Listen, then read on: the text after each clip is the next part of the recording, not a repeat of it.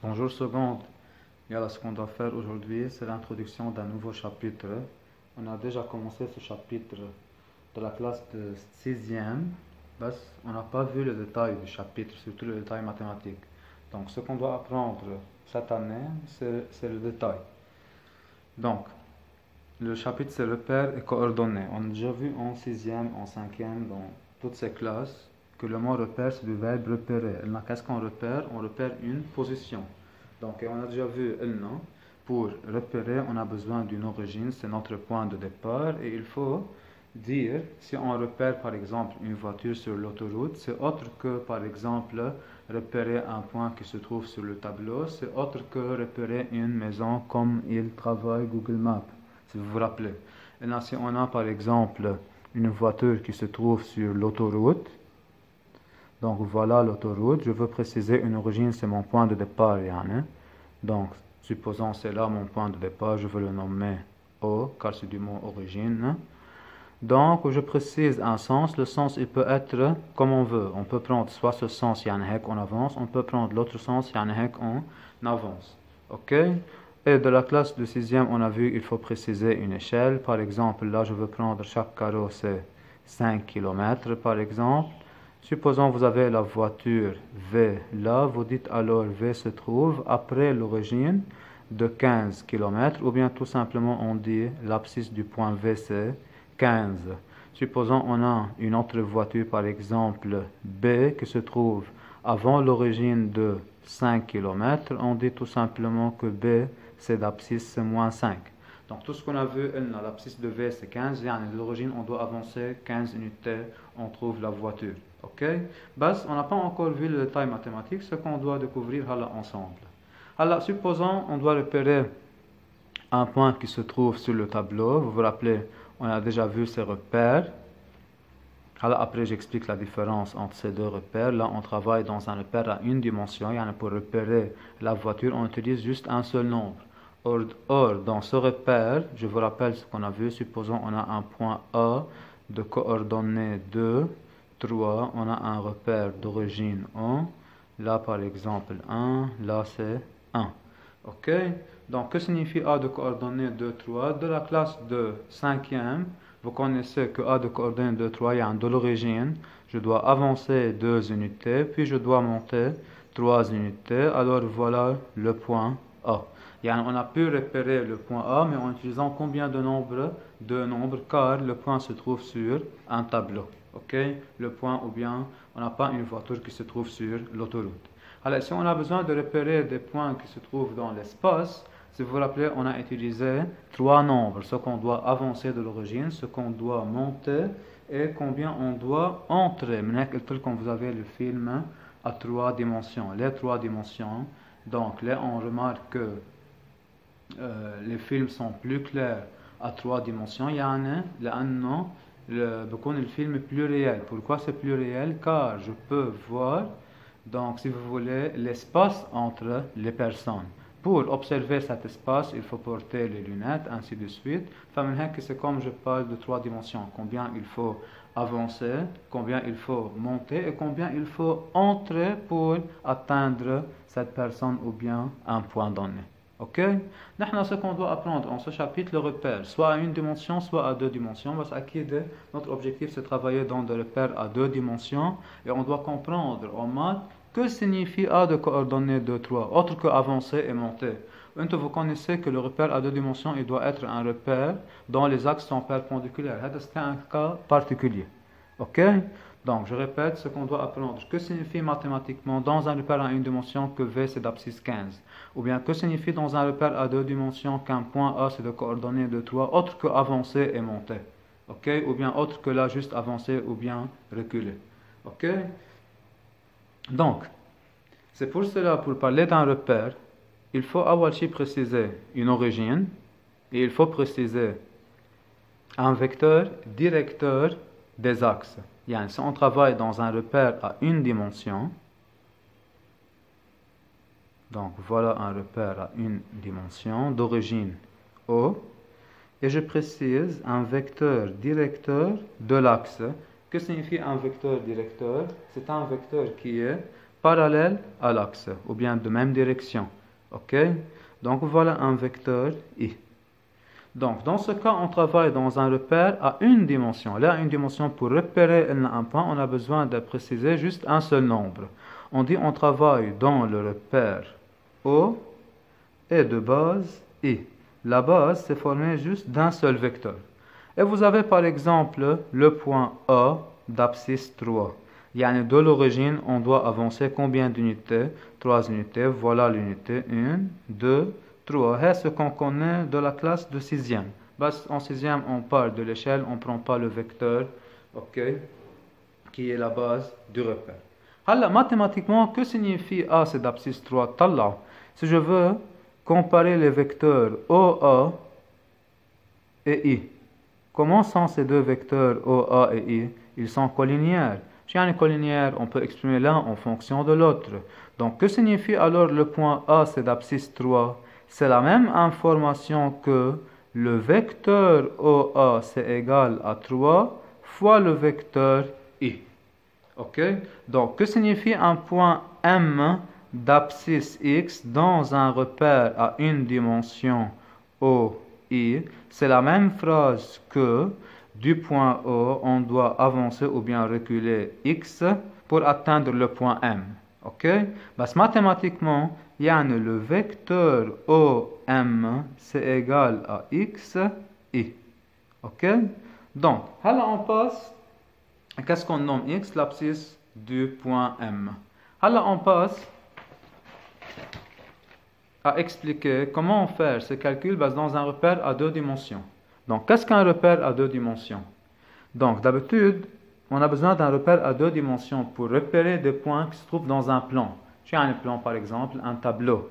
Donc, Clichy sans épaisseur, ok, qui est plane, on le nomme un plan, comme la feuille, comme le tableau. Supposons j'ai un point là, et je veux le repérer. Supposons c'est le point A. Comment je veux repérer ce point? J'ai besoin de préciser une origine, c'est mon point de départ. Je peux dire voilà mon point de départ. Après, qu'est-ce que je dois préciser? Donc, on ne peut pas passer directement de O jusqu'à A. Dans ce cas, on dit c'est comme le point se trouve sur l'autoroute. Ok? Donc, qu'est-ce qu'on doit faire? On a besoin de préciser les axes. Ok? Halla. Vous connaissez juste le repère particulier. Vous prenez les axes perpendiculaires. Or, dans ce cas, on trouve un cas particulier. On nomme ce repère un repère orthogonal. Qu'est-ce qu'un repère orthogonal? C'est un repère à deux dimensions dont les axes sont perpendiculaires. C'est obligatoire que chaque repère soit un repère orthogonal? Non, on peut travailler dans ce repère. Donc, voilà un repère O. Voilà, je veux préciser les vecteurs directeurs des axes. Là, je veux mettre I. Et là, je veux mettre, par exemple, J. Que signifie A de coordonnées 2, 3? Alors, vous ne pouvez pas dire, ok, j'avance, je dois avancer 2 unités, ce qu'on connaît. Déjà, on dit, on doit monter 3 unités. Parce que comment je veux monter 3 unités? C'est ça la question. En fait, il faut monter 3 unités, ok, suivant cet axe. Je dois monter 3 unités sur la droite qui est parallèle à cet axe. Donc, je dois avoir là le point A. Ok? C'est une technique de faire à chaque fois cette tenue pour placer le point? Non. Mais je dois expliquer la différence entre ces deux repères. Et que signifie dans un repère à deux dimensions, on a un point A de coordonnées, donc X et Y. Donc, dans un plan, ou bien on peut repérer un plan par un repère à deux dimensions dont les axes sont ou bien 50, ou bien 50 quelconque, ou bien perpendiculaires. Les axes ne peuvent pas être parallèles. Ok? Donc voilà alors un repère. Regardez, c'est un repère. C'est un autre repère. C'est quoi la différence entre les deux? Le deuxième, c'est un repère dont les axes sont perpendiculaires. On le nomme repère orthogonal. Là, c'est un repère quelconque. De plus, il faut préciser la base du repère. Donc, autre que l'origine, il est le point de départ, on doit préciser la base. C'est quoi la base? La base représente le vecteur directeur des axes. Dans un repère à une dimension, la base s'était formée juste d'un seul vecteur. Le vecteur I, si vous vous rappelez. On a besoin d'introduire un vecteur directeur au premier axe et un vecteur directeur du deuxième axe. OK? Donc, ce n'est pas nécessaire que les deux vecteurs possèdent les mêmes longueurs.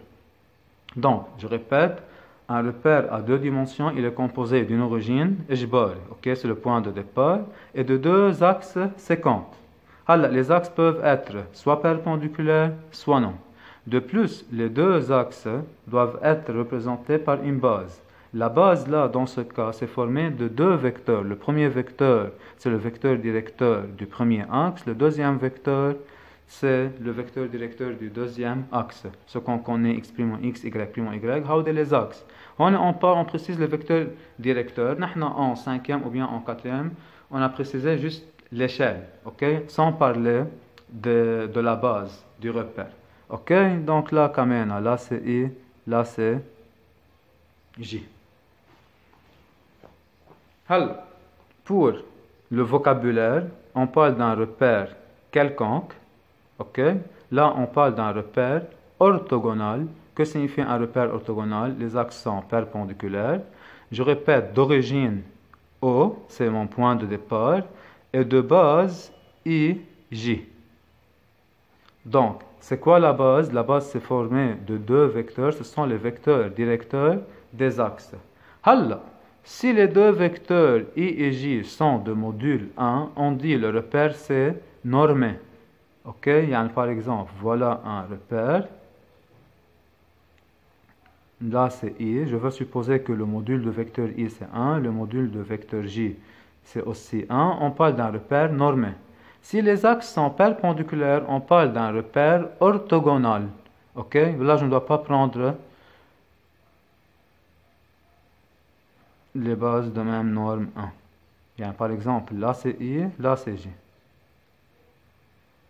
Donc, O, I, J. Dans ce cas, on parle d'un repère orthogonal. Les axes sont perpendiculaires, ou bien la base c'est formée de deux vecteurs, on dit les vecteurs sont orthogonaux. D'habitude, on utilise le mot perpendiculaire pour les droites, le mot orthogonal, ou bien orthogonal à nos deux vecteurs pour les vecteurs.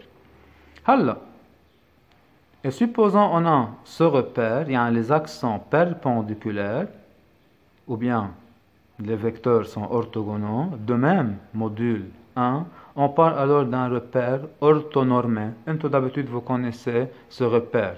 Nous repère. Là, les axes sont perpendiculaires et on prend la même échelle. Donc, là, c'est I, là, c'est J. Donc, on parle d'un repère orthonormé ou bien orthonormal. OK? Alors, qu'est-ce qu'on doit expliquer?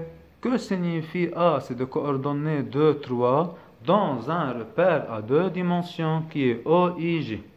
Donc, que signifie la phrase A? C'est de coordonnées 2, 3 dans un repère à deux dimensions qui est d'origine O et de base le couple I et J. Je vous rappelle, la base d'un repère à deux dimensions doit être formée de deux vecteurs qui ne sont pas collinéaires. Là, on ne peut pas avoir un tel repère. Les axes ne peuvent pas être parallèles. Demain, les axes doivent être séquentes. Les vecteurs directeurs des axes ne peuvent pas être parallèles, doivent être non collinéaires alors. Ok? Donc, parfois, ils nous demandent, est-ce qu'on a un repère? Je vous donne par exemple cette figure. A, B, C, D. Et je veux par exemple prendre comme origine A. Donc, et je veux prendre les axes AB et DC. Est-ce que ce repère existe? Non, là, les axes AB et DC, comment sont parallèles ou bien les vecteurs donc, sont collinéaires. Dans ce cas, on ne parle pas d'un repère. Parce que je peux dire par exemple A, AB, AD, c'est un repère. Oui, l'origine c'est A, voilà l'axe des abscisses, voilà l'axe des ordonnées, voilà le vecteur directeur du premier axe, le vecteur directeur du deuxième axe d'après l'écriture. Ok? Alors, que signifie A? C'est de coordonnées 2, 3 dans un repère à deux dimensions OIJ. Donc, je vais prendre tous les cas possibles. Un repère quelconque. Là, c'est I. Là, c'est J. Je veux prendre un repère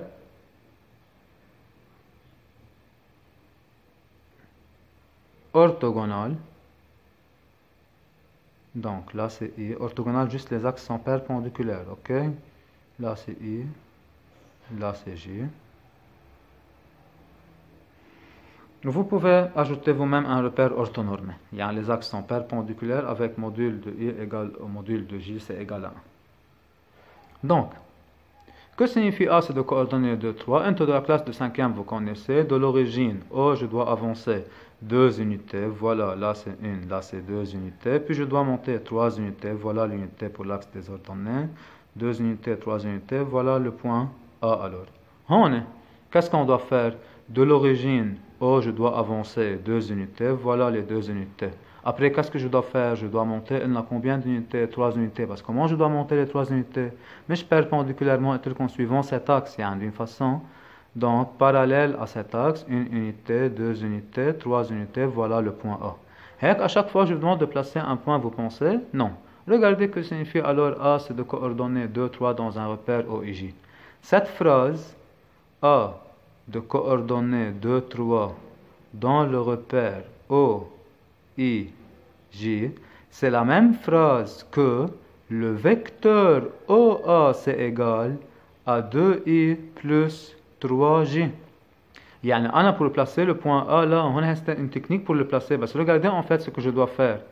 Je dois calculer le vecteur 2I plus 3J. Pour calculer une somme de deux vecteurs, je trace les deux vecteurs de même origine, oui?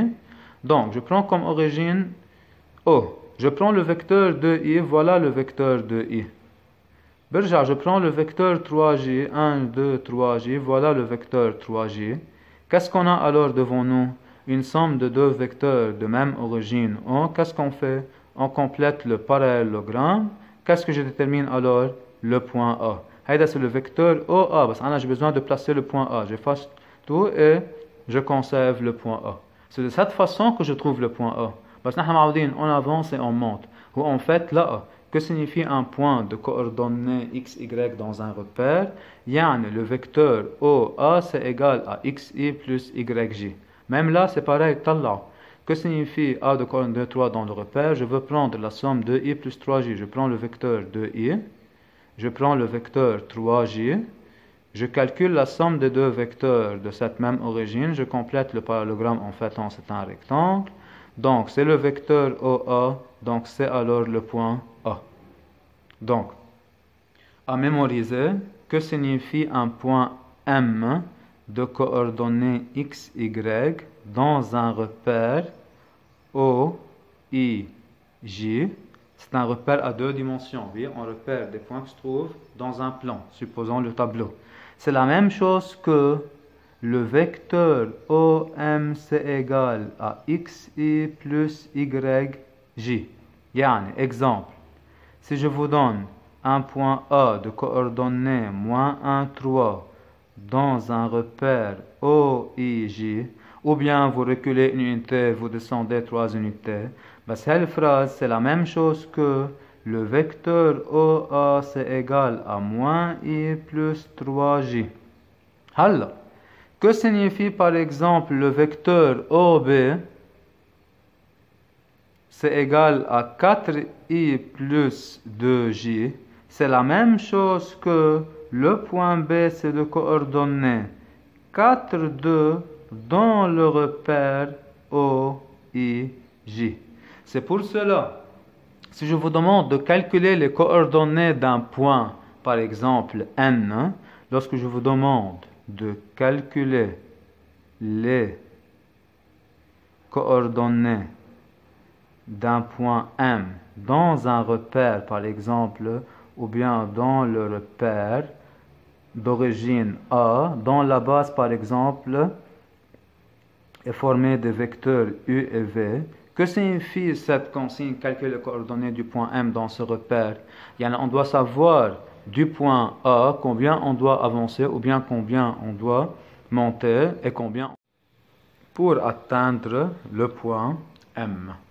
Donc, ou bien on doit penser de cette façon, ou bien tout simplement, qu'est-ce qu'on fait? On doit exprimer le vecteur AM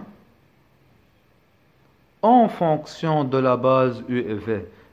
On doit écrire le vecteur AM en fonction de U et V. Donc, XU plus YV. De cette façon, lorsqu'on écrit AM, c'est égal à XU plus YV, lorsqu'on exprime le vecteur AM, là j'ai choisi AM, l'origine du repère c'est A. Du point A, je veux savoir ce qu'il faut faire pour atteindre le point M. Je trouve alors que M, c'est de coordonnées X, Y dans le repère A, U, V. Donc, je vous donne un exemple.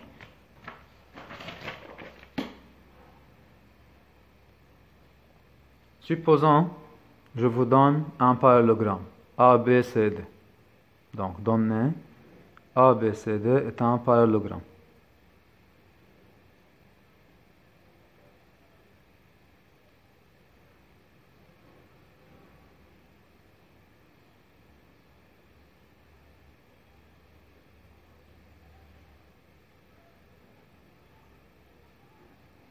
Et vous avez I milieu du segment DC.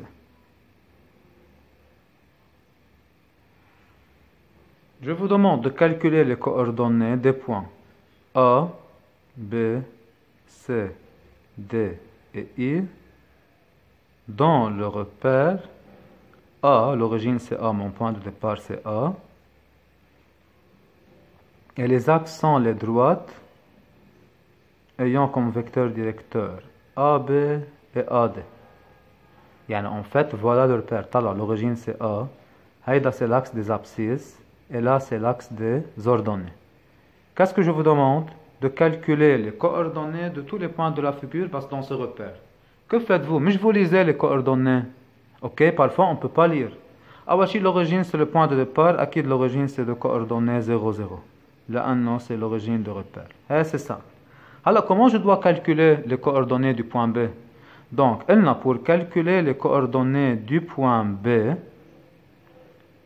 dans le repère A, AB, AD, il faut exprimer le vecteur AB, là, l'origine c'est A, je veux savoir qu'est-ce qu'il faut faire de l'origine pour atteindre le point B, en fonction de la base du repère qui est formé des vecteurs AB et AD. Donc, XAB plus YAD. Donc, là, ce qu'il faut faire juste pour trouver les coordonnées du point B, malgré que le calcul c'est très simple. Qu'est-ce que je dois faire? Je dois écrire le vecteur AB en fonction des vecteurs AB et AD. Or, le vecteur AB c'est égal à AB. Donc, j'ai besoin de faire apparaître AB et AD. كأنه عندي 1 AB et 0 AD. Donc, quelles sont les coordonnées du point B alors? B, c'est de coordonnées 1, 0. Vous continuez à chaque fois la phrase. Dans quel repère? Dans le repère A, AB, AD. Donc, à chaque fois, il nous demande de calculer les coordonnées d'un point. On passe à exprimer le vecteur, l'origine à ce point, en fonction de la base. OK? Alors, dans la suite du chapitre, on doit apprendre des formules. Pour aujourd'hui, on doit juste appliquer la définition des coordonnées d'un point dans un repère. Alors, je passe à calculer les coordonnées par exemple. Avant, je dois vérifier. Du point A, je dois avancer une unité. Or, l'unité, c'est AB. Je dois avancer une unité. Je ne dois pas ni monter ni descendre pour atteindre le point B. Voilà, alors on a bien trouvé les coordonnées du point B. Alors, par exemple, je veux chercher les coordonnées du point C. Comment je cherche les coordonnées du point C? Pour trouver les coordonnées du point C, je dois exprimer le vecteur AC en fonction de la base. Je veux écrire AC en fonction de la base AB, AD, XAB plus YAD. Comment? Comme vous voulez. C'est l'objectif. Je dois calculer AC. Je prends une ligne, je prends 2, 3 lignes, à la fin je dois avoir un nombre fois le vecteur AB plus un nombre fois le vecteur AD. Or, c'est quoi le vecteur AC? C'est la diagonale du parallélogramme. C'est très simple. C'est AB vecteur plus AD vecteur, règle du parallélogramme.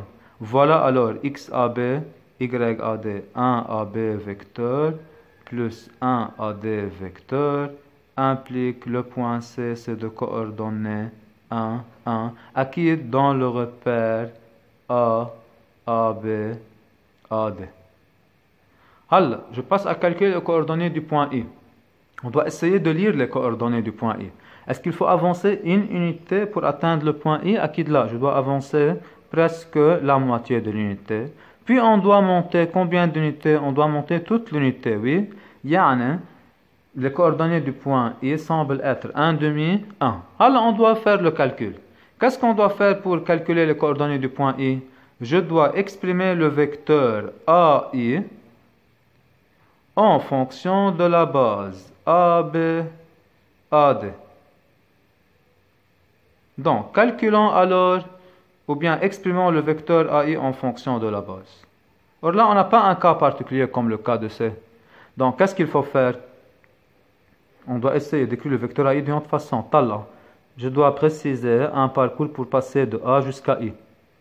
Donc, comment je peux passer de A jusqu'à I? Je peux passer de A jusqu'à D, puis de D jusqu'à I. J'ai le droit ou non? Donc, je suis en train de calculer AI, c'est AD plus DI. De cette façon, qu'est-ce qu'on a trouvé devant nous? On a trouvé le vecteur AD, parce que j'ai besoin de faire apparaître AD et AB. Qu'est-ce qu'on a trouvé DI? Or, DI c'est collinéaire à DC. Avec DI c'est égal à 1 demi DC. Donc, c'est AD plus 1 demi DC.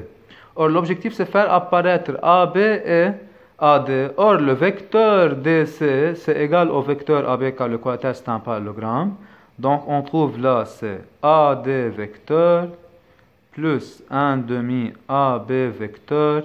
Ben, c'est mieux de l'écrire dans l'ordre. Donc, c'est 1 demi AB plus 1 AD. Donc, quelles sont les coordonnées du point I dans ce repère? Les coordonnées du point I sont 1 demi et 1. De cette façon, on a calculé les coordonnées du point I dans le repère, ce qui est logique. Pour atteindre le point I, on doit avancer un an. Donc, la moitié de l'unité, puis on doit monter une unité. Donc, je répète, à chaque fois, je vous demande de calculer les coordonnées d'un point dans un repère à 2 dimensions, ou bien à 3, ou bien une dimension. Vous exprimez le vecteur origine jusqu'à ce point en fonction de la base. Comment vous l'exprimez? C'est à vous de choisir la méthode. On est la règle de parallélogramme. Là, on a décomposé. On a utilisé Charles, puis on a utilisé Kamena, les propriétés des vecteurs égaux dans un parallélogramme. Je crois que c'est suffisant pour aujourd'hui. Juste, il faut connaître que signifie un point M de coordonnées x, y dans un repère, ou bien un point, quand j'ai nommé le point M. Donc, que signifie M? C'est de coordonnées x, y dans le repère AUV. Yani, AM c'est égal à XU plus YV. Lorsque je vous demande de calculer les coordonnées d'un point dans un repère, vous exprimez le vecteur AM en fonction de la base et vous trouvez les coordonnées du point. Merci seconde.